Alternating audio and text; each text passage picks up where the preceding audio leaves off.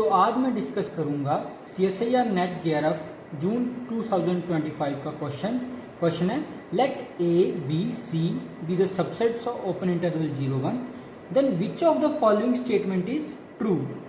ये चार स्टेटमेंट है, इनमें से हमें देखना है कौन सी स्टेटमेंट ट्रू है। पहले तो हम देख लिए A B C सबसेट्स ये है क्या।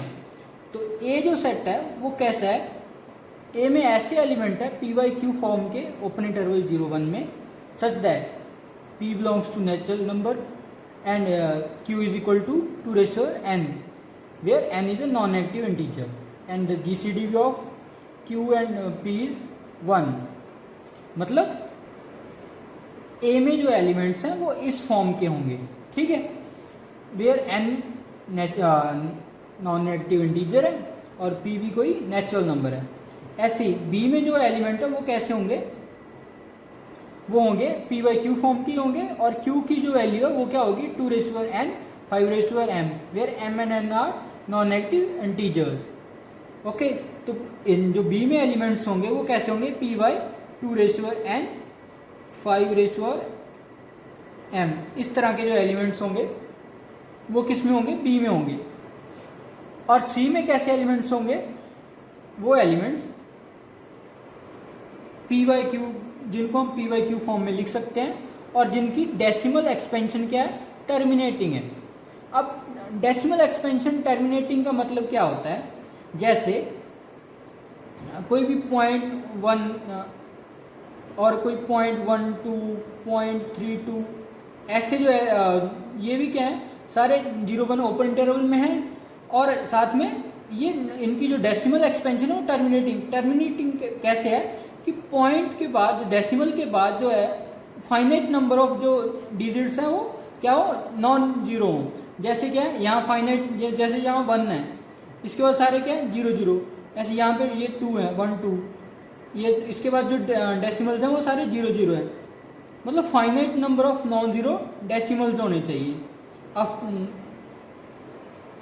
तो इनको क्या हम उस फॉर्म में लिख सकते हैं P बाई क्यू फॉर्म में 1 बाई 10, इसको कह सकते हैं 12 बाई 100 32 बाई 100। ओके, इनको ऐसे लिख सकते हैं।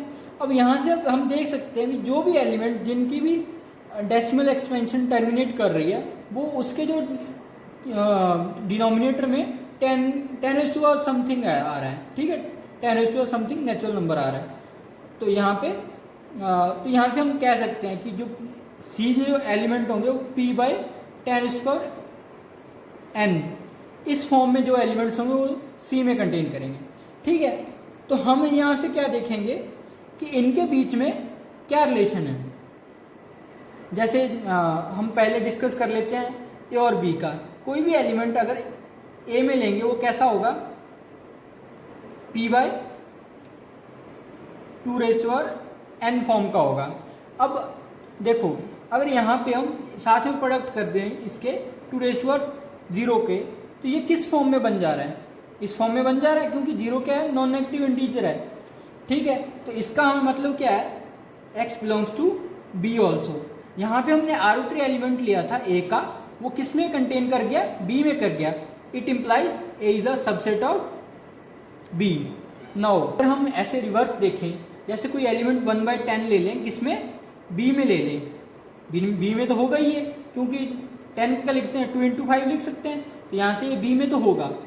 क्या ये A में होगा, क्योंकि ये कैसे लिख सकते हैं 2 इंटू 5, क्योंकि नीचे 5 आ रहा है और 5 इसमें A की फॉर्म में हम इसको नहीं लिख पा रहे, तो इसका मतलब क्या है 1 by 10 doesn't belongs to A। It implies A is a proper subset of B। A is a proper subset of B। Now इसका तो हमें पता चल गया। अब B और C का देखते हैं। कोई भी आर्बिट्री एलिमेंट अगर B में ले लें वो कैसा होगा, P by 2 raise to power n 5 raise to power m form का होगा, ठीक है, इस फॉर्म का होगा। अगर इसको मल्टीप्लाई कर दें 2 raise to power m 5 raise to power n और डिवाइड कर दें 2 raise to power m 5 raise to power n, यहाँ से हमें क्या मिला, ये किसके इक्वल है 2 raise to power m 5 raise to power n p by 10n+m। यहाँ से हम देख सकते हैं कि ये किस फॉर्म में बन जा रहा है, c की फॉर्म में बन जा रहा है। ठीक है, तो c सबसेट की फॉर्म में बन जा रहा है, तो ये x किस में चला जाएगा, x बिलोंग्स टू c। तो यहाँ से हमने क्या लिया था, एक आर्बिट्री एलिमेंट b का लिया था, वो किस में कंटेन कर गया, c में। It implies b is a subset of c। अब रिवर्स में अगर कोई एलिमेंट इसमें लें, वो किस फॉर्म का होगा, अगर x बिलोंग्स टू c लें, वो कैसा होगा, p बाय 10n होगा, जहाँ p बाय 2n 5n होगा। अगर यहाँ से हम देखें b के एलिमेंट के साथ इसको कंपेयर करें तो n क्या है, m के इक्वल है, तो ये किस में बन जा रहा है, ये किस में बन जा रहा है, b में एक एलिमेंट बन जा रहा है ये। तो इसका मतलब क्या है, x बिलोंग्स टू b। हमने क्या आर्बिट्री एलिमेंट लिया था c में, वो किस में कंटेन कर गया, b में। इसका मतलब क्या है, c is a subset of b। From this and from this we get b is equal to c। अब तक हमें क्या क्या मिला, a is a proper subset of b but b is equal to c। अब option discuss कर लेते हैं। जैसे a is a proper subset of c, यहां से अगर b इसके इक्वल है तो a प्रॉपर इसका होगा, लेकिन b is a proper subset of c, ये सही नहीं क्योंकि b is equal to c है। ठीक है, ये ऑप्शन रॉन्ग है।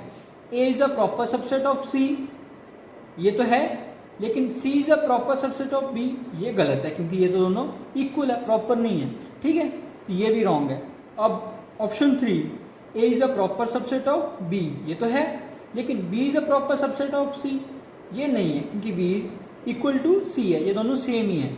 अब फोर्थ क्या है, a is a proper subset of b, ये तो है, और b is equal to c, ये भी है। मतलब ऑप्शन 4 क्या है, करेक्ट है। ठीक है।